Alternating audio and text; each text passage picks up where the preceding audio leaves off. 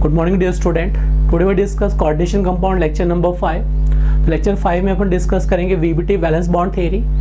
तो coordination chemistry का सबसे इंपॉर्टेंट टॉपिक है वीबीटी वैलेंस बॉन्ड थ्योरी, और नीट जेई या आपके बोर्ड लेवल में सबसे ज़्यादा क्वेश्चन वीबीटी में से पूछे जाते हैं। अगर एक क्वेश्चन चूज करना है एग्जामिनर को तो फर्स्ट क्वेश्चन वीबीटी में से पूछा जाता है, हाइब्रिडाइजेशन क्या होगा इसका। ओके, पैरामैग्नेटिक, डायमैग्नेटिक और मैग्नेटिक मोमेंट के ऊपर क्वेश्चन पूछे जाते हैं, इसलिए ध्यान से देखें, कोई भी क्वेश्चन इसके आउट नहीं करें। लास्ट लेक्चर में क्या डिस्कस किया था अपन ने, वर्नर थ्योरी। अब क्या डिस्कस करेंगे, वीबीटी। ओके, तो आज लेक्चर 5 में डिस्कस करेंगे वैलेंस बॉन्ड थ्योरी, वीबीटी। क्या डिस्कस करेंगे, valence bond theory, valence bond theory. क्या डिस्कस करेंगे, वीबीटी वैलेंस बॉन्ड थ्योरी। तो according to VBT, according to valence bond theory, मैं एग्जाम्पल से क्लियर करता हूँ। आपको कोई भी चीज़ रटवाएंगे नहीं, हर एक कंसेप्ट को बहुत इजी वे में बहुत अच्छे से एक्सप्लेन करेंगे। ओके, इसलिए ध्यान से देखें। सपोज कोई कोऑर्डिनेशन कंपाउंड लिया, मैंने Fe लिया, यहाँ पे लिया H2 whole thrice Cl3। Okay, ये कोई कोऑर्डिनेशन कंपाउंड लिया मैंने। अब इसका ऑक्सीडेशन नंबर कैलकुलेट करो, तो ऑक्सीडेशन नंबर कितना आ गया, +3। Okay, according to VBT which bond is present between metal ions और लिगेंड। बॉन्डिंग कैसे होता है मैं अभी आपको एक्सप्लेन करता हूँ, हाइब्रिडाइजेशन कैसे बनेगा सभी एक्सप्लेन करेंगे। ओके, तो सबसे पहले अपन देखेंगे जो मेटल आयंस और लिगेंड के बीच क्या होता है, कोऑर्डिनेट बॉन्ड। मेटल आयंस और लिगेंड के बीच जो रहेगा वो कौन सा बॉन्ड होता है, coordinate bond is present.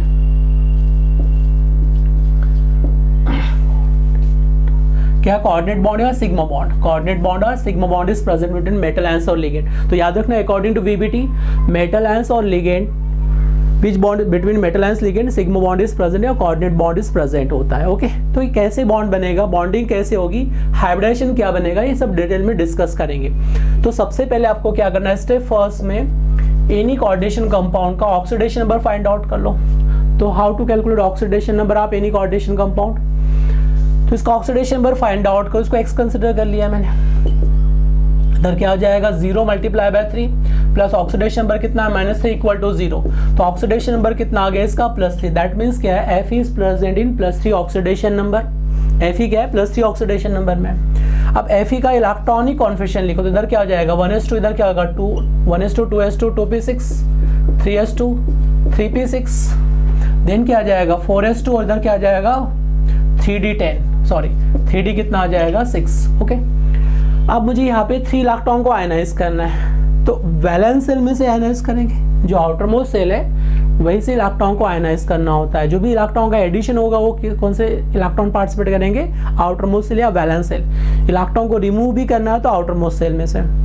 Okay, अगर बॉन्ड फॉर्मेशन की बात करेंगे तो बॉन्ड फॉर्मेशन में भी क्या हो गया, only outer most shell electron participate या outer most shell orbital participate. तो सबसे पहले देखेंगे लोअर एनर्जी। मुझे बताओ 3s, 4s और 3d में भी है लोअर वैल्यू ऑफ एनर्जी, किसका वैल्यू लेस है, तो 4s का वैल्यू क्या, लोअर एनर्जी है। इसका जो एनर्जी है ये क्या है, लो एनर्जी है 4s का, और 3d का क्या है, हाई एनर्जी है। इसके पास हाई एनर्जी ऑक्यूपाइड है 3d के पास। ओके, अब कैसे पता चलेगा इसका लोअर एनर्जी, तो यहाँ पे आप चेक करोगे n+l रूल के अकॉर्डिंग, तो n+l का वैल्यू क्या है यहाँ पे, 4 + 0, तो क्या हो जाएगा 4 वैल्यू। अगर मैं 3d की बात करूँ, 3 + 2 कितना हो जाएगा 5, तो यहाँ पे क्या हो जाएगा 5, तो इसका क्या होगा, हायर एनर्जी। तो 4s subshell is lower energy and 3d subshell is high value of energy. तो सबसे पहले इलेक्ट्रॉन यहाँ से आयनाइज होंगे, n+l के अकॉर्डिंग इसका वैल्यू लो है, वहाँ पे क्या हो जाएगा लोअर एनर्जी, और जिसका वैल्यू ज़्यादा है वो क्या हो जाएगा, हायर एनर्जी। ओके, तो यहाँ पे आपको याद रखना है, इलेक्ट्रॉन को जब आयनाइज करेंगे तो कहाँ से आयनाइज करेंगे, लोअर एनर्जी में से। तो 4s में से इलेक्ट्रॉन इजीली आयनाइज हो जाएगा, तो 2 इलेक्ट्रॉन को यहाँ से आयनाइज कर दिया तो क्या मिलेगा, 4s 0 इलेक्ट्रॉन्स। अब उसके बाद इलेक्ट्रॉन कहाँ से आयनाइज करना है, 3d में से। तो अब 3d में से इलेक्ट्रॉन को आयनाइज करो। अगर 3d में से इलेक्ट्रॉन को आयनाइज करेंगे तो कितने इलेक्ट्रॉन आयनाइज करना है, मुझे 3 चाहिए, तो 2 यहाँ से ऑलरेडी आयनाइज हो चुके हैं। अब एक यहाँ से रिमूव होगा तो क्या मिलेगा, 3d में 5 इलेक्ट्रॉन्स मिलेगा। इसका मतलब है d सब सेल के पास अभी आउटर मोस्ट सेल में इलेक्ट्रॉन कितना बचा है, 5, और 4s क्या बन चुका, अभी वैकेंट ऑर्बिटल क्रिएट हो चुका है। ओके, तो सबसे पहले अपन देखेंगे आउटर मोस्ट सेल के जो इलेक्ट्रॉन्स है वहां से इलेक्ट्रॉन को आयनाइज करना है ऑक्सीडेशन नंबर के अकॉर्डिंग। तो कितना आ जाएगा, 4s 0 एंड 3d 5। तो मैंने यहाँ लिख दिया 4s सबसे तो 0 बन गया, और 3d में कितने इलेक्ट्रॉन्स है, 5 है। चलो 3d 5 लिख दिया, एंड 4s क्या रहेगा मेरे पास, 0 मतलब वैकेंट ऑर्बिटल हो गया, 4s subshell is vacant orbital. अब इसके भी साइड 4s के बाद क्या रहेगा, 4p रहेगा, और क्या रहेगा 4d वैकेंट ऑर्बिटल। तो यहाँ पे क्या है 4s सबसेल है, यहाँ पे क्या हो जाएगा 4p, और यहाँ पे क्या हो जाएगा 4d ऑर्बिटल्स की बात करेंगे, 1 2 3 4, और क्या हो जाएंगे 5 ऑर्बिटल्स। इसमें क्या रहेंगे 5 ऑर्बिटल्स आर प्रेजेंट।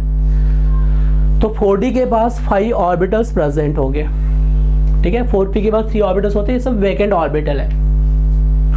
तो यहाँ पे अपन देखेंगे वैकेंट ऑर्बिटल अब क्या हो गया आउटर मोस्ट सेल के लिए 4s बन गया, 4s 4p और 4d, ठीक है। तो according to valence bond theory, according to valence bond theory in coordination compound की जब भी अपन बात करेंगे तो always in bond formation, coordinate bond formation, always vacant orbital participate. Got it.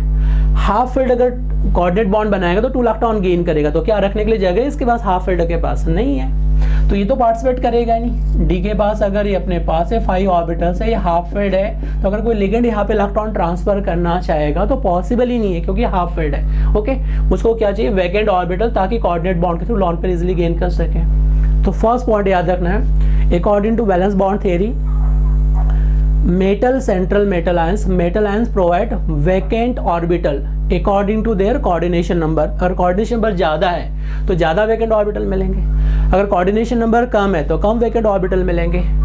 तो central atom provide vacant orbital and this vacant orbital hybridize with each other. अब ये आपस में हाइब्रिडाइज हो जाएंगे। अब कोऑर्डिनेशन नंबर कितना है इसका 6 है, अगर कोऑर्डिनेशन नंबर इसका 6 है तो हाइब्रिडाइजेशन क्या बन जाएगा, या तो sp3d2 बनेगा या तो क्या बनेगा d2sp3 हाइब्रिडाइजेशन बनेगा। अभी अपन डिस्कस करेंगे। तो how many orbit vacant orbital participate, यहाँ मुझे d के 2 ऑर्बिटल चाहिए और s का 1 चाहिए, p के 3 ऑर्बिटल चाहिए। तो देखो यहाँ पे s का ये वैकेंट ऑर्बिटल पार्टिसिपेट करेगा 1, p के 3 ऑर्बिटल चाहिए तो p के 4p के पार्टिसिपेट करेंगे, और ये तो बनेगा ही नहीं क्योंकि यहाँ तो क्या हाफ फील्ड है। अगर वैकेंट होता है यहाँ पे ऑर्बिटल तो इनर ऑर्बिटल पार्टिसिपेट कर जाते हैं। Got it. यहाँ पे क्या है मेरे पास आउटर ऑर्बिटल है तो ये पार्टिसिपेट करेगा 4d। तो this vacant orbital hybrid with each other, ये क्या करेंगे आपस में hybridized with each other. This vacant orbital hybridize with each other, ये आपस में हाइब्रिडाइज होके क्या बनाएंगे हाइब्रिड ऑर्बिटल बनाएंगे, equal number of hybrid orbital. तो यहाँ पे पार्टिसिपेटिंग ऑर्बिटल कितना है, यहाँ पे कितना है 6 ऑर्बिटल है, 2 डी के जाएंगे, डी के कितने पार्टिसिपेट कर रहा हूँ मैं 2, मान लो ये 2 ऑर्बिटल ही डी के पार्टिसिपेट कर रहे हैं, यहाँ से आता है ये 3 और एक एस का पार्टिसिपेट कर रहा है। तो नंबर ऑफ पार्टिसिपेटिंग ऑर्बिटल कितना है 6 ऑर्बिटल है, तो जितने पार्टिसिपेटिंग ऑर्बिटल है equal number of hybrid orbital will be produce. जितने पार्टिसिपेटिंग ऑर्बिटल है उतना ही क्या प्रोड्यूस करेंगे, new hybrid orbital will be form. तो यहाँ पे हाइब्रिड ऑर्बिटल बन जाएंगे 1, ये क्या हो जाएगा 2, ये क्या हो जाएगा 3, ये क्या हो जाएगा 4, ये क्या हो जाएगा 5 और ये क्या हो जाएगा 6 हाइब्रिड ऑर्बिटल। तो यहाँ पे 6 हाइब्रिड ऑर्बिटल प्रोड्यूस करेंगे। अब ये सारे के सारे क्या sp3d2 के हाइब्रिड ऑर्बिटल है, ये भी क्या बनेगा sp3d2 का हाइब्रिड ऑर्बिटल, ये भी क्या बनाएगा sp3d2 का hybrid orbital, all are sp3d2 के हाइब्रिड ऑर्बिटल्स है। ओके, तो हाइब्रिड ऑर्बिटल को रिप्रेजेंट कैसे करते हैं, एक लार्जर साइज का लूप देखेंगे, क्या होगा स्मॉलर साइज का लूप देखेंगे। ओके, तो this hybrid participating orbital is equal to new hybrid orbital form. तो देखो 6 अगर पार्टिसिपेट कर रहे हैं तो 6 ही न्यू हाइब्रिड ऑर्बिटल बनेंगे। अब ये हाइब्रिड ऑर्बिटल क्या रहेंगे, कोऑर्डिनेशन नंबर 6 है तो ऑक्टाहेड्रल फॉर्म में अरेंज हो जाएंगे। Got it. This hybrid orbital जो है ये ऑक्टाहेड्रल फॉर्म में अरेंज हो जाएंगे। तो 1 हाइब्रिड ऑर्बिटल को यहाँ पे शो कर दिया मैंने, 1 हाइब्रिड ऑर्बिटल को यहाँ पे शो कर दिया, 1 हाइब्रिड ऑर्बिटल को यहाँ पे शो कर दिया, 1 हाइब्रिड ऑर्बिटल को यहाँ पे शो कर दिया, 1 हाइब्रिड ऑर्बिटल को यहाँ पे शो कर दिया। इस टाइप के मैंने 6 हाइब्रिड ऑर्बिटल्स को अरेंज कर दिया ऑक्टाहेड्रल फॉर्म में। ओके, अब लिगेंड क्या है मेरे पास, लिगेंड कितने मेरे पास 6 लिगेंड है। तो अब जो लिगेंड है वो क्या करेंगे, कोऑर्डिनेट बॉन्ड के थ्रू अपना लॉन पेयर्स को प्रोवाइड करेंगे। सॉरी, वाटर 3 है तो H2O के पास जो लॉन पेयर है ये अपना कोऑर्डिनेट बॉन्ड के थ्रू इसको लॉन पेयर प्रोवाइड करेंगे। सिमिलर केस में H2O के पास जो लॉन पेयर है कोऑर्डिनेट बॉन्ड के थ्रू इसको लॉन पेयर प्रोवाइड करेंगे। तो यहाँ पे 3 लॉन पेयर तो कोऑर्डिनेट बॉन्ड के थ्रू प्रोवाइड करेंगे और 3 Cl है। Okay, got it. तो 1 Cl यहाँ अटैच करेंगे तो एक लॉन पेयर यहाँ प्रोवाइड करेगा, 1 Cl अपना लॉन पेयर यहाँ प्रोवाइड करेगा एंड 1 Cl अपना कोऑर्डिनेट बॉन्ड के थ्रू लॉन पेयर यहाँ पे प्रोवाइड करेंगे। This is coordinate bond is form, क्या बनेंगे कोऑर्डिनेट बॉन्ड। तो याद रखना according to valence bond theory between metal ion और ligand coordinate bond is present. कौन सा बॉन्ड प्रेजेंट रहेगा, coordinate bond. Got it.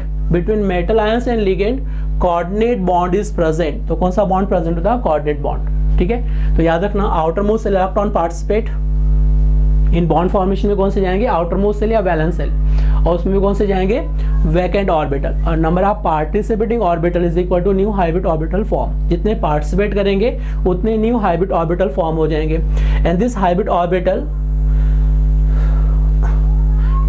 Orbital overlap with ligand by coordinate bond. ये क्या करेंगे आप, हाइब्रिड ऑर्बिटल और लिगेंड के बीच कोऑर्डिनेट बॉन्ड का फॉर्मेशन करेंगे। तो ये क्या बन जाएगा आपके पास, formation of coordinate bond according to valence bond theory. Got it. तो बस इतना सा आपको याद रखना है। देखो क्या करना है आपको, ऑक्सीडेशन में देखना है कितने ऑर्बिटल वैकेंट है, कोऑर्डिनेशन नंबर के अकॉर्डिंग हाइब्रिडेशन क्या बनेगा, ये आपको याद रखना है। Got it.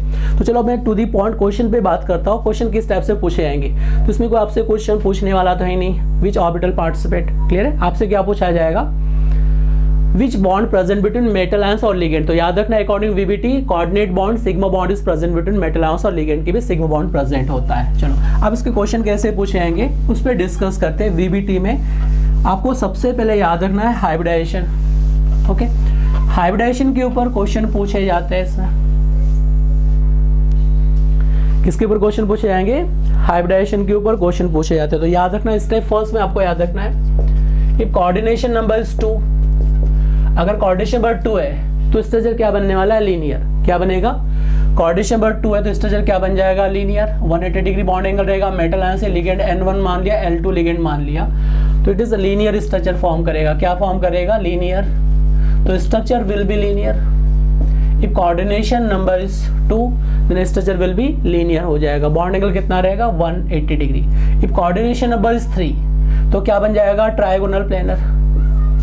क्या बन जाएगा इसमें, ट्रायंगुलर प्लेनर बन जाएगा कोऑर्डिनेशन नंबर 3 में। और बॉन्ड एंगल कितना रहेगा इसमें, 120 डिग्री। ये मेटल आयंस ले लिया, इसमें ligand L1, L2 and L3 को कंसीडर कर लिया। इस ट्रायगोनल प्लेनर क्या बन जाएगा, trigonal planar structure will be form. If coordination number is 4 है, अगर सपोज कोऑर्डिनेशन नंबर 4 है तो क्या बन जाएगा, टेट्राहेड्रल। क्या बन जाएगा इसमें, इफ कोऑर्डिनेशन नंबर 4 है तो 2 टाइप के स्ट्रक्चर पॉसिबल है। या तो हाइब्रिडाइजेशन क्या बन सकता है मेरे पास, इट मे भी बन सकता है D2sp या sp3 बन सकता है। ओके, तो याद रखना यहाँ पे D में जो ऑर्बिटल पार्टिसिपेट करेगा ऑलवेज क्या जाएगा, dx² minus y² orbital will participate in dsp2 hybridization. Okay, तो यहाँ पे क्या बन जाएगा आपका स्क्वायर प्लेनर। अगर dsp2 स्ट्रक्चर क्या बन जाएगा, स्क्वायर प्लेनर स्ट्रक्चर बन जाएगा। और लिगेंड को अरेंज कर दो, L1, L2, L3 and L4 ligand को अरेंज कर देंगे तो structure will be square planar. क्या बन जाएगा फिर structure, square planar. It form square planar structure. अगर सपोज मेरे पास हाइब्रिडाइजेशन sp3 तो क्या बन जाएगा, tetrahedral. Then hybridization will be tetrahedral बन जाएगा। मेटल आयन से इसको L1 नाम दे दिया, L2 इधर क्या होगा, L3 इधर क्या होगा, L4। Then structure will be tetrahedral. तो याद रखना अगर मेरे पास sp3 हाइब्रिडाइजेशन है तो क्या बन जाएगा, टेट्राहेड्रल। अगर मेरे पास dsp2 तो क्या बन जाएगा, square planar. It form tetrahedral. ये क्या बनाएगा, टेट्राहेड्रल स्ट्रक्चर का फॉर्मेशन करेगा। Got it. अगर सपोज कोऑर्डिनेशन नंबर मेरे पास 5 है तो क्या बन सकता है, sp3d बन सकता है, या क्या बन सकता है, dsp3।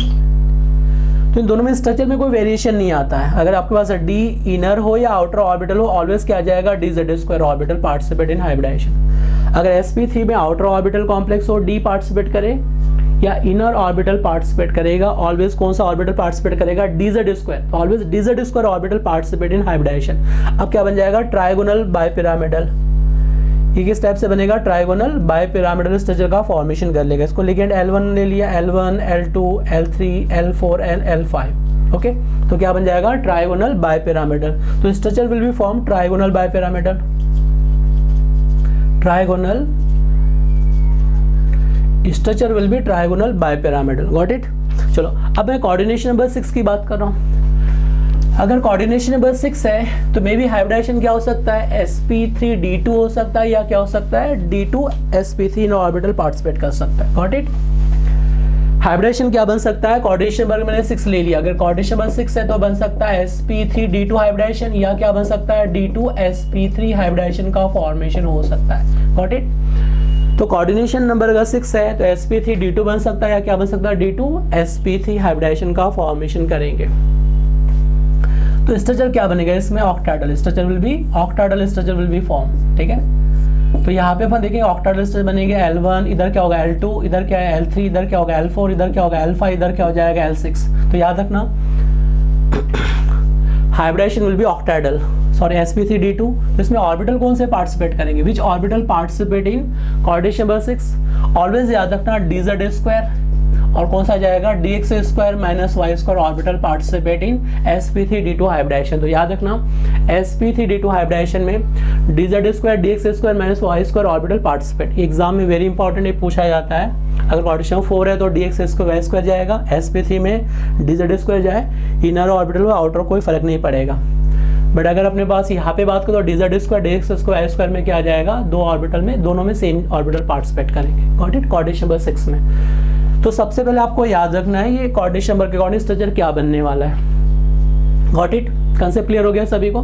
तो यहाँ से आपको कोई नहीं पूछने वाला कोऑर्डिनेशन नंबर 2 के बारे में, केवल आपको याद रखना है कोऑर्डिनेशन नंबर 4 की इन्फॉर्मेशन पूछी जाएगी और कोऑर्डिनेशन नंबर 6 की इन्फॉर्मेशन पूछी जाएगी कोऑर्डिनेशन कंपाउंड्स में। जो केमिकल बॉन्डिंग है वहाँ पे पूछा जाता है बाकी सभी इन्फॉर्मेशन, यहाँ तो केवल 2 ही पूछे जाएंगे, कोऑर्डिनेशन नंबर 4 और कोऑर्डिनेशन नंबर 6 के बारे में इन्फॉर्मेशन पूछी जाएगी। ठीक है, चलो अब मैं आपको ट्रिक बताता हूँ, हाउ टू कैलकुलेट हाइब्रिडाइजेशन, कैसे सॉल्व करना है कोऑर्डिनेशन कंपाउंड में। कोई कोऑर्डिनेशन कंपाउंड दिया है तो उसका हाइब्रिडाइजेशन कैसे पता करना है, मैग्नेटिक मोमेंट कैसे पता करना है, इट विल बी पैरामैग्नेटिक या डायमैग्नेटिक कैसे होगा, अपन सारी इंफॉर्मेशन देखेंगे। ओके, तो सबसे पहले अपन देखेंगे according to valence bond theory.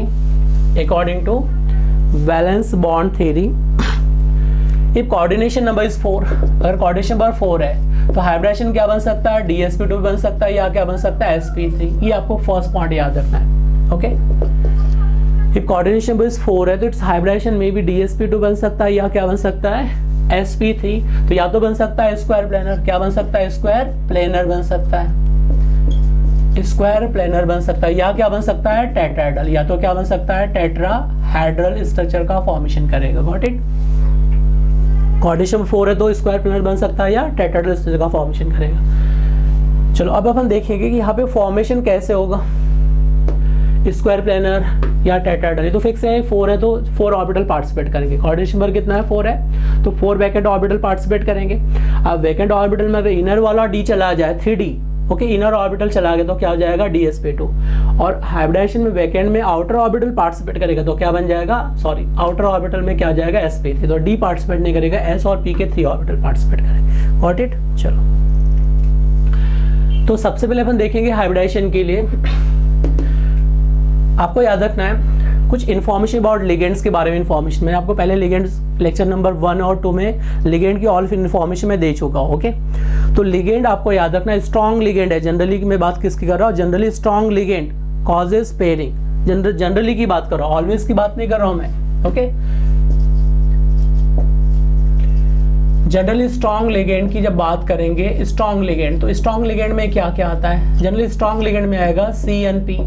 Okay, if ligand start from donating side is carbon nitrogen phosphorus है, जैसे CO लिगेंड मान लिया, साइनाइड मान लिया, अमोनिया लिगेंड, इथाइलिन डायमीन ले लिया, NH2 CH2 CH2 NH2, ये ऑल क्या है मेरे पास स्ट्रॉन्ग लिगेंड है। डोनेटिंग साइड इज कार्बन है, नाइट्रोजन है, स्ट्रॉन्ग लिगेंड है। या पायरिडीन की बात करें तो strong ligand, it is pyridine strong ligand. Okay, यहाँ पे नाइट्रोजन है। या triphenyl phosphine PPH whole thrice, यहाँ पे क्या है फास्फोरस है। Donating site is carbon nitrogen phosphorus, तो इस बिहेव एज स्ट्रॉन्ग लिगेंड। तो जनरली क्या बनाते हैं ये dsp2 हाइब्रिडाइजेशन बनाते हैं, जनरली की बात कर रहा हूँ। ओके, अगर वैकेंट ऑर्बिटल बनने की पॉसिबिलिटी है तो जनरली हाइब्रिडाइजेशन क्या बनाएंगे, dsp2 हाइब्रिडाइजेशन फॉर्म करेंगे। गॉट इट, समझ में आ रहा है। स्ट्रॉन्ग लिगेंड क्या करेंगे, जो हाफ फिल्ड इलेक्ट्रॉन है वैकेंट ऑर्बिटल में उसको पेयर अप कर देते हैं। पेयरिंग करने से वैकेंट ऑर्बिटल क्रिएट हो जाते हैं। जैसे मान लो d के पास कितने इलेक्ट्रॉन 6 है, अभी 6 इलेक्ट्रॉन कैसे फिलअप होंगे, हाफ फिल्ड जाएंगे पहले, तो ये हाफ फिल्ड कितना है 4 है। बट स्ट्रॉन्ग लिगेंड की प्रेजेंस में क्या होगा, सपोज स्ट्रॉन्ग लिगेंड आ गया CO strong ligand, it causes pairing, ये क्या करेगा पेयरिंग कॉजेस करेगा। अब पेयरिंग कॉजेस करेगा तो यहाँ पे पेयर अप हो गया, ये 1 2 इधर क्या हो जाएगा 1 2, इधर भी क्या हो जाएगा 1 2, तब 2 ऑर्बिटल वैकेंट हो गए। तो वैकेंट ऑर्बिटल होने की वजह से ये dsp2 फॉर्म कर लेता है। बट वीक लिगेंड है, इनको छोड़ के बाकी सारे वीक लिगेंड है, वीक लिगेंड में पेयरिंग नहीं कर पाते हैं। वीक लिगेंड होने की वजह से पेयरिंग नहीं कर पाएंगे डी सबसेल के इलेक्ट्रॉन को। गॉट इट, तो ये अपने पास आउटर ऑर्बिटल ही कॉम्प्लेक्स का फॉर्मेशन करेंगे। गॉट इट, कंसेप्ट क्लियर हो गया। चलो, तो मैंने आपको बताया स्ट्रॉन्ग लिगेंड में बनेगा जनरली, बाकी वीक लिगेंड में क्या होता है, टेट्राहेड्रल कॉम्प्लेक्स का फॉर्मेशन होगा। फर्स्ट पॉइंट, जैसे मैं एग्जांपल से क्लियर करता हूँ, एक एग्जांपल लिया मैंने, मैं इससे क्लियर करता हूँ कैसे हाइब्रिडाइजेशन बताना, ध्यान से देखना भी, ठीक है। अगर सपोज मान लो मैंने यहाँ पे लिया CO NH2 NH3 whole twice Cl2 लिया, तो देखो कोबाल्ट है, एटॉमिक नंबर कितना है इसका 27, ऑक्सीडेशन नंबर कितना है इसका +2 है, इसको x मान लिया, यहाँ पे क्या होगा 3 × 0 प्लस यहाँ पे क्या होगा -2 = 0, तो x का वैल्यू कितना आ जाएगा मेरे पास +2 ऑक्सीडेशन नंबर, तो ऑक्सीडेशन नंबर +2 है। अब ऑक्सीडेशन नंबर, तो स्टेप फर्स्ट में क्या करना है आपको, पहले स्टेप में ऑक्सीडेशन नंबर फाइंड आउट करना है। किसी भी कोऑर्डिनेशन कंपाउंड का अगर हाइब्रिडाइजेशन फाइंड आउट करना है तो फर्स्ट अप्रोच क्या चाहिए आपको, ऑक्सीडेशन नंबर फाइंड आउट करना होगा। तो ऑक्सीडेशन नंबर कैलकुलेट कर लो, calculate oxidation number of central atom, तो कितना आ जाएगा +2, तो कोबाल्ट का +2 ऑक्सीडेशन नंबर मतलब क्या हो जाएगा 3d7 तो ये अपने पास 2 इलेक्ट्रॉन को यहाँ से आयनाइज करना है, क्योंकि वैकेंट ऑर्बिटल क्या है यहाँ पे, सॉरी 2 इलेक्ट्रॉन, तो लोअर में से कहाँ से आयनाइज होंगे इलेक्ट्रॉन 4s में से, जिसका लोअर एनर्जी, वहां से इलेक्ट्रॉन को आयनाइज करो तो क्या मिलेगा 4s0, 4s में 0 इलेक्ट्रॉन्स मिल जाएंगे, और 3d में कितने मिलेंगे 7 इलेक्ट्रॉन, तो 3d में कितने इलेक्ट्रॉन्स आ जाएंगे 7, और 4s में क्या आ रहेंगे 0 electron will be present. Got it. तो d में अपने पास ऑर्बिटल कैसे अरेंज करोगे, अगर मान लो ये 5 ऑर्बिटल लिख दिए 1 2 3 4 5, ओके, तो 7 इलेक्ट्रॉन इज प्रेजेंट, कितने इलेक्ट्रॉन्स है इसमें 7, तो हाफ फील्ड कितने बचेंगे 3 इलेक्ट्रॉन, अभी हाफ फील्ड रिमेनिंग बचे। ओके, अब यहाँ पे क्या है स्ट्रॉन्ग लिगेंड, अमोनिया क्या है स्ट्रॉन्ग लिगेंड है, गॉट इट। और 4s क्या रहेगा, अभी वैकेंट ऑर्बिटल रहेगा, 4s क्या रहेगा वैकेंट ऑर्बिटल रहेगा, 4b भी क्या है मेरे पास वैकेंट ऑर्बिटल रहेगा, और 4d भी क्या रहेगा यहाँ पे वैकेंट ऑर्बिटल, गॉट इट। चलो, तो 4s सबसेल में सारे वैकेंट ऑर्बिटल है। अब स्ट्रॉन्ग लिगेंड क्या करेगा, इट कॉजेज पेयरिंग, जो स्ट्रॉन्ग लिगेंड है इलेक्ट्रॉन को पेयर अप कर देता है, तो इस इलेक्ट्रॉन को अगर मैंने यहाँ पे पेयर अप कर दिया तो देखो ये इलेक्ट्रॉन्स क्या हो जाएगा, टोटल 7 इलेक्ट्रॉन्स है, तो 1 ऑर्बिटल मेरे पास क्या होगा वैकेंट आ गया। अब वैकेंट क्रिएट होने की वजह से क्या हो जाएगा, एक इनर ऑर्बिटल 3d का पार्टिसिपेट करेगा। कोऑर्डिनेशन नंबर क्या चाहिए मुझे 4, तो हाइब्रिडाइजेशन में क्या जाएगा 4s का ऑर्बिटल एक s सबसेल, और p के कितने जाएंगे 2 सबसेल, तो मान लो इसको px मान लिया मैंने, और py ऑर्बिटल इसको क्या मान लिया py, तो px और py पार्टिसिपेट करेगा, pz नहीं करेगा इसमें, got it. Which orbital participate करेगा इसमें, d का, हाँ एक d का जो पार्टिसिपेट करेगा वो ऑर्बिटल ऑलवेज किसका जाएगा, dx² - y² ऑर्बिटल पार्टिसिपेट करेगा, तो एक d का ऑर्बिटल हो गया, एक s का, और p के 2 ऑर्बिटल, तो क्या बन जाएगा आपके पास dsp2 hybridization will form. Okay, अब पूछा जाएगा अनपेड इलेक्ट्रॉन कितना बचा, हाइब्रिडाइजेशन तो क्या होगा dsp2 स्ट्रक्चर क्या बन जाएगा स्क्वायर प्लेनर स्ट्रक्चर, क्या बन जाएगा इसका स्क्वायर प्लेनर स्ट्रक्चर बन जाएगा ड्यू टू dsp2 हाइब्रिडाइजेशन, ठीक है। ये तो क्या बनता है टेट्राहेड्रल, क्या बनता है sp3 में टेट्राहेड्रल स्ट्रक्चर बनेगा।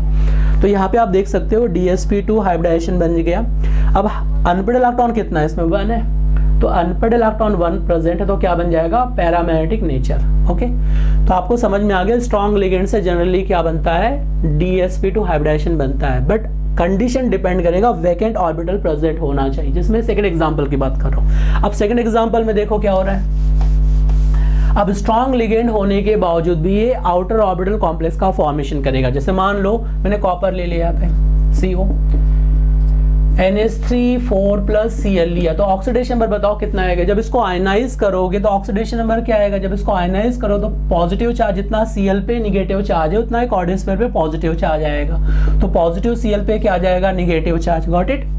जब इसको आयनाइज करोगे तो उस पर पॉजिटिव Cl पे क्या आ जाएगा निगेटिव चार्ज।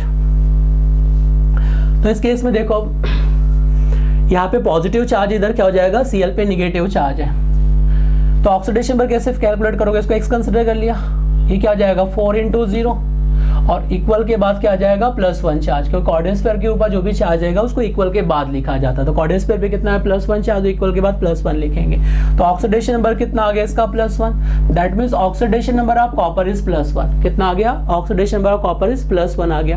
अब आउटर मोस्ट कॉन्फिगरेशन लिखो कॉपर का, क्या आने वाला है 3d10, और ये क्या आ जाएगा 4s1 due to fully filled orbital 1 electron transfer from 4s to 3d subset, तो 4s का एक इलेक्ट्रॉन d में ट्रांसफर होकर इसका ऑक्टेट कंप्लीट कर देता है। ओके, अब मुझे 1 इलेक्ट्रॉन को आयनाइज करना है, तो 1 इलेक्ट्रॉन को आयनाइज कर दो, 4s में क्या मिलेगा 0 इलेक्ट्रॉन। अब 3d ऑलरेडी पेयर्ड है। अब पेयर्ड है तो उसको स्ट्रॉन्ग लिगेंड क्या पेयरिंग करेगा, ऐसा तो नहीं कि 2 इलेक्ट्रॉन की जगह 3 इलेक्ट्रॉन फिलअप कर देगा, इट इज पॉसिबल है क्या, नहीं है।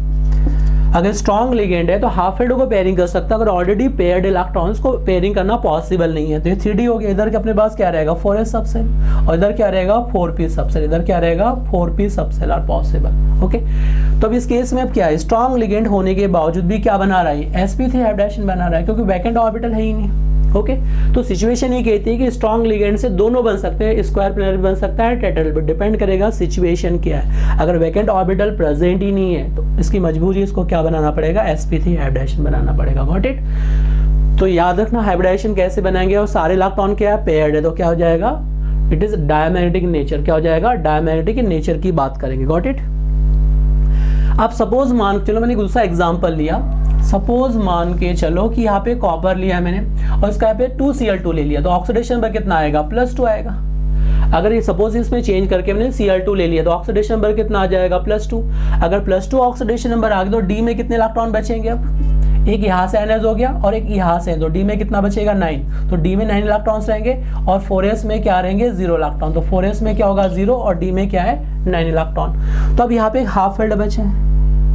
अब हाफ फील्ड को पेयरअप करने के लिए एटलीस्ट 2 हाफ फील्ड मिला के पेयरअप करेंगे, तो इस कंडीशन में अब ये बॉन्ड इनर बनाएगा, आउटर ऑर्बिटल बनाएगा। देखो अगर सपोज यहाँ पे हाफ फील्ड इलेक्ट्रॉन प्रेजेंट होता सपोज, ओके, तो हाफ फील्ड इलेक्ट्रॉन प्रेजेंट होता, उसको आउटर ऑर्बिटल में शिफ्ट कर दिया जाता।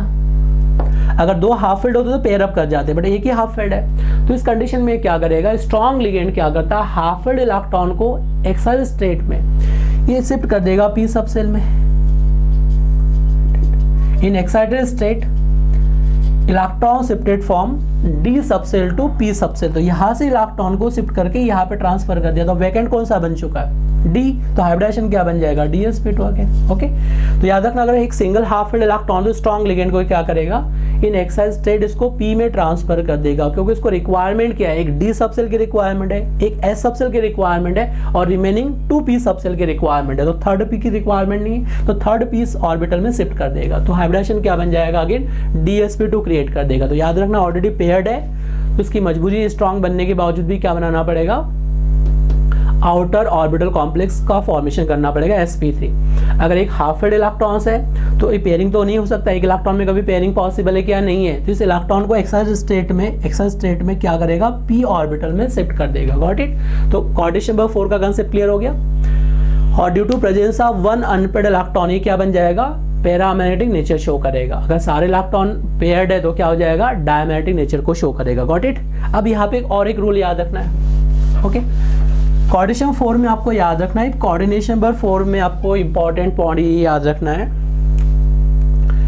इफ सेंट्रल मेटल आयंस, मान लो कोई लिगेंड दिया अपने पास, okay, central metal ions belong to 4d series, 5d series या 6d series, in D subcell 7 electron is present, 8 electron present and 9 electron is present. Okay, यहाँ पे याद रखना कि सेंट्रल एटम 4d से बिलोंग कर रहा है। मान लो 4d का कोई भी मेटल ले सकते हैं आप, जिरकोनियम ले सकते हैं, प्लेटिनम ले सकते हैं, यारी जरा निभा मौत तक रुका और राह में पड़े, ओके, तो प्लेटिनम ले सकते हैं। 5d का कोई मेंबर ले सकते हैं, 5d सीरीज मतलब hafnium, tantalum, tungsten, rhenium, osmium, iridium, platinum, pt ले सकते हैं, ठीक है, यहाँ pt ले सकते हैं, इधर पैलेडियम ले सकते हैं, यारी जरा निभा, यहाँ सभी याद है ना, zirconium, hafnium, tantalum, tungsten, rhenium, osmium, iridium, platinum, gold और मर्क्यूरी। वैसे ही क्या होता है, तो यहाँ पे आपको याद रखना है, जिरकोन जो भी अपने पास 4d से बिलोंग करेगा और इलेक्ट्रॉन कितना है 7 8 है, एंड 5d से बिलोंग करेगा और 7 इलेक्ट्रॉन प्रेजेंट है, तो always it form dsp2 hybridisation, it doesn't matter strong या वीक लिगेंड। अब स्ट्रॉन्ग लिगेंड है या वीक लिगेंड है उसका कोई फर्क नहीं पड़ने वाला है। Got it. If central atom belong to 4d series, 5d series, 6d series, in outermost 7, 8, 9 electron is present, then always it form dsp2 hybridization बनाएगा। जिसमें एग्जांपल से क्लियर करता हूँ। देखो, इस प्लेटिनम ले लिया मैंने, प्लेटिनम में वाटर 4 ले लिया मैंने, ओके, और +2 ऑक्सीडेशन, तो देखो प्लेटिनम कहाँ से आएगा, प्लेटिनम बिलोंग करता है 5d सीरीज से, तो ये क्या आ जाएगा 5d8 और ये क्या आ जाएगा 6s0, तो 0 इलेक्ट्रॉन आ गया। d में कितना है 5 इलेक्ट्रॉन्स है, तो भी हाइब्रिडाइजेशन क्या बनेगा इसका, DsP2, तो भी क्या बनेगा, वीक लिगेंड होने के बाद भी DsP2 बनाएगा। तो याद रखना, अगर central atom belong to 4d 5d 6d series and outer most shell में d में 7 8 9 इलेक्ट्रॉन प्रेजेंट है, तो doesn't matter strong weak ligand always form DsP2 hybridization ही बनाएगा। Got it. और पेयरिंग के अकॉर्डिंग करेंगे, पैरामेरिक डायनेमिक मतलब पेयरिंग, जो भी हाफ फिल्ड इलेक्ट्रॉन उसमें पेयर अप हो जाएगा, ये क्या कॉजेस करेगा, पेयरिंग कॉजेस करेगा। Got it. तो ये आपको याद रखना है कोऑर्डिनेशन 4 के लिए। इट डजंट मैटर कुछ भी हो, ये पेयरिंग करेगा, उसके बाद मैग्नेटिक बिहेवियर शो करेंगे। ओके चलो, तो ये कंसेप्ट क्लियर हो गया अपने पास। वीक लिगेंड या स्ट्रॉन्ग लिगेंड डजंट मैटर, अगर 4d से मेंबर बिलोंग कर रहा है, 5d 6d से, तो ऑलवेज क्या बनाएगा, DsP2 हाइब्रिडेशन का फॉर्मेशन करेगा। Got it. सिमिलर केस में आपके पास कोऑर्डिनेशन नंबर 6 में जाएंगे। अब कोऑर्डिनेशन 6 में या तो बन सकता है sp3d2, या तो क्या बन सकता है, d2sp3 हाइब्रिडेशन बन सकता है। Got it. या तो क्या बन सकता है sp3d2 या d2sp3। तो याद रखना इसमें कोई फर्क नहीं पड़ेगा, स्ट्रक्चर ऑलवेज ऑक्टाइडल ही बनने वाला है। इसमें चेंज हो गया था स्ट्रक्चर टेट्राइडल ऑक्टाइडल स्क्वायर प्लेनर, यहाँ पे तो कोई चेंजेस नहीं होने वाला, ऑलवेज क्या बनेगा, ऑक्टाइडल structure will be form. It doesn't matter कि हाइब्रिडेशन क्या बन रहा है, sp3d2 बन रहा है या d2sp3, always form octahedral structure ही फॉर्म करने वाला है कोऑर्डिनेशन नंबर 6 के लिए। Got it.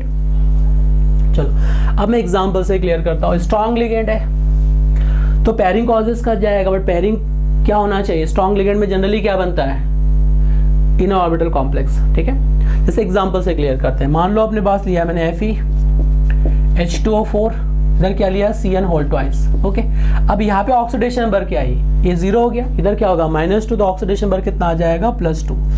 जिसका ऑक्सीडेशन नंबर कैलकुलेट करना है उसको x मान लिया, यहाँ पे कितना हो गया, 4 × 0, यहाँ पे क्या हो जाएगा, -2 = 0, तो x का ऑक्सीडेशन नंबर कितना आ जाएगा, +2। दैट मीन्स क्या हो जाएगा, जो Fe है अपने पास एटॉमिक नंबर 26 है, तो क्या मिलेगा 3d6, और इधर क्या मिलेगा 4s2। तो मुझे कितने इलेक्ट्रॉन को आयनाइज करना है, 2 इलेक्ट्रॉन को, तो यहाँ से 4s में से 2 इलेक्ट्रॉन को आयनाइज करेंगे, तो क्या मिलेगा, 4s में 0, और d में कितना मिलेंगे, 6 electron will be obtain. d में कितने मिलेंगे, 6 इलेक्ट्रॉन। अब कोऑर्डिनेशन नंबर 6 है, तो या तो sp3d2 बनेगा या d2sp3। चलो चेक करते हैं इसमें क्या अपने पास वैकेंट ऑर्बिटल d में मिल सकते हैं, डेफिनेटली मिलेंगे, क्योंकि यहाँ पे क्या 6 इलेक्ट्रॉन्स है, तो 6 इलेक्ट्रॉन को पेयर अप करो। स्ट्रॉन्ग लिगेंड कॉजेस पेयरिंग, तो ये 1 2 हो गया, 1 2 1 2, तो मेरे पास 2 वैकेंट ऑर्बिटल आ चुके हैं 3d में। कितने वैकेंट ऑर्बिटल आ चुके हैं d में, 3d में 2 वैकेंट ऑर्बिटल। यहाँ पे कितना मेरे पास 4s, और यहाँ पे क्या मिलेगा मुझे 4p। ओके, तो यहाँ पे मुझे क्या चाहिए, 2d के ऑर्बिटल चाहिए, तो क्या हो जाएगा, 3d के 2 ऑर्बिटल जाएंगे, 3d सबसेल के 2 ऑर्बिटल पार्टिसिपेट कर रहे हैं, एक s का पार्टिसिपेट करेगा, और p के कितने जाएंगे, 3 ऑर्बिटल, तो क्या बन जाएगा, d2sp3 hybridisation will be form. ठीक है, और ऑल इलेक्ट्रॉन्स क्या है, पेयर्ड है, तो मैग्नेटिक नेचर क्या हो जाएगा, डायमैग्नेटिक। क्लियर है, कंसेप्ट क्लियर हो गया। तो याद रखना अपने पास स्ट्रॉन्ग लिगेंड है, तो जनरली अगर वैकेंट ऑर्बिटल मिलेगा तभी ये DsP2 बना पाएगा, अदरवाइज पॉसिबल नहीं है, अदरवाइज पॉसिबल नहीं है, आपको ये याद रखना है। ओके, अब एक्सेप्शनली और एक कुछ इंपॉर्टेंट पॉइंट याद रखना है, कुछ एक्सेप्शनली आपको कुछ पॉइंट में यहाँ पे शो कर रहा हूँ, उसको याद रखना है। देखो, अगर सपोज आपके पास वेरी इंपॉर्टेंट पॉइंट डिस्कस का कोऑर्डिनेशन नंबर 4 है और PPH whole thrice due to larger size, ये लार्जर साइज होने की वजह से कोऑर्डिनेशन नंबर 4 में it behaves weak field ligand, क्या हो जाएगा, ये वीक फील्ड लिगेंड की तरह बिहेवियर शो करेगा। Got it. In coordination of 4 due to larger size it behaves weak field ligand, but coordination नंबर 6 में strong field ligand, coordination नंबर 6 में क्या हो जाएगा, strong ligand की तरह behavior शो करेगा, ट्राइफेनॉल फास्फेन। Got it. तो फर्स्ट पॉइंट आपको याद रखना है, if coordination number 4 triphenyl phosphine तो weak field ligand, अगर coordination नंबर 6 है तो क्या हो जाएगा, strong field ligand। किसकी बात करेंगे, it behaves strong field ligand। Second point याद रखना है, CO molecules in oxidation number +3, आप +3 में चाहे आप कोई भी लिगेंड ले लो, चाहे वीक फील्ड लिगेंड लोगे तो भी हाइब्रिडेशन क्या बन जाएगा, DsP3 बनने वाला है, D2sp3। या ऑक्सीडेट ले लो CO C2O4, ये भी क्या है मेरे पास, कोऑर्डिनेशन नंबर 6 की बात कर रहा हूँ। कोऑर्डिनेशन नंबर 6 में अपन देखेंगे ऑलवेज कोऑर्डिनेशन नंबर 6 में और कोबाल्ट का ऑक्सीडेशन नंबर +3 है, अगर कोबाल्ट का ऑक्सीडेशन नंबर +3 और कोऑर्डिनेशन नंबर 6 है तो always it form D2sp3 hybridisation. Exceptionally याद रखना, वीक लिगेंड में क्या होता है, पेयरिंग नहीं होता है, बट कोबाल्ट +3 एक ऐसा अरेंजमेंट है जहाँ पे वीक लिगेंड होने के बावजूद भी पेयरिंग हो जाता है कोऑर्डिनेशन नंबर 6 में। Very important point, coordination number 6 में अगर +3 ऑक्सीडेशन नंबर है, कोऑर्डिनेशन नंबर 6 है, तो डजंट मैटर स्ट्रॉन्ग या weak ligand, always it form DsP2 hybridisation में वाटर मॉलिक्यूल्स और ऑक्सलेट आयंस में, दोनों में आपको याद रखना है। ओके, दो एक्सेप्शन आपको याद रखना है, एक्सेप्शन यहाँ पे याद रखना है। Got it? तो कंसेप्ट क्लियर हो गया ये हाइब्रिडाइजेशन के लिए। चलो अब मैं यहाँ पे इंफॉर्मेशन कुछ बताना चाह रहा हूँ। According to valence bond theory, if number of unpaired electron is not zero, okay, n किसको शो करेगा? नंबर ऑफ अनपेड इलेक्ट्रॉन को शो करेगा। N represent to number of unpaired electron, unpaired electron को शो करेगा। That means nature क्या हो जाएगा? Paramagnetic. That means nature will be paramagnetic, nature will be form. Okay, all electron are paired. अगर n का value मेरे पास क्या होगा? जीरो, मतलब ऑल इलेक्ट्रॉन आर पेयर्ड। क्या हो जाएंगे? All electron are paired. अगर सारे के सारे इलेक्ट्रॉन पेयर्ड हो गए, पेयर अप हो गए, तो क्या हो जाएगा? Molecule will be diamagnetic. Then molecule will be diamagnetic. तो याद रखना, unpaired electron is present, the nature will be paramagnetic. If all electron are paired, then molecule will be diamagnetic. तो क्या बन जाएगा? डायमैग्नेटिक नेचर को शो करेगा। All electron paired है तो molecule will be diamagnetic. Okay, ये पॉइंट याद रखना है। सेकेंड पॉइंट आपको याद रखना है magnetic moment. How to calculate magnetic moment? Magnetic moment calculate करने के लिए फॉर्मूला है √n+2 Bohr magneton. Okay, how to calculate magnetic moment of any coordination compound? तो फॉर्मूला क्या है? Mu is equal to n+2 Bohr magneton. ये unit है, unit of dipole moment is Bohr magneton.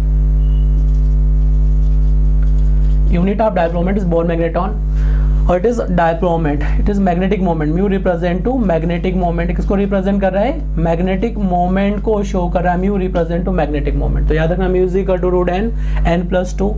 n represent to number of unpaired electron. किसको show कर रहा है? ये नंबर ऑफ अनपेयर्ड इलेक्ट्रॉन को शो करता है। तो याद रखना, n represent to number of unpaired electron. Got it?